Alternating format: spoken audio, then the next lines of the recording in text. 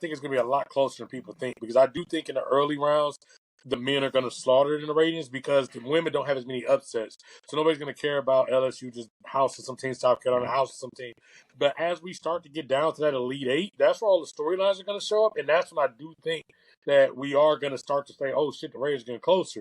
Part of the reason I think so is because we talked about this before. The men have so many upsets, and I'm almost for the men a little bit worried of, let's say we hypothetically end up in a scenario where there is the Final Four and there's a 4 versus 8, and then there's a 13 versus a 4. Well, people may lose interest because what happens is half of the reason you got these, fair weather fans to show up is because they're trying to watch their bracket. But if all of our brackets are done, then now I'm going for the storyline. The storyline is on the women's side, because now I'm looking at, you got the superstar head coaches. I mean, Kim Mulkey is interesting. You got Gino still coaching. You got Dawn Staley.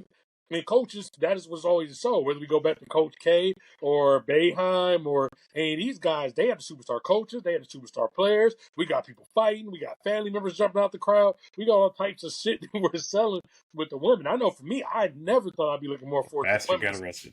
Yeah, I never thought I'd be looking more forward to the women's tournament than the men's tournament. This is probably the first year where I'm like, I actually have watched more women's college basketball than men's college basketball.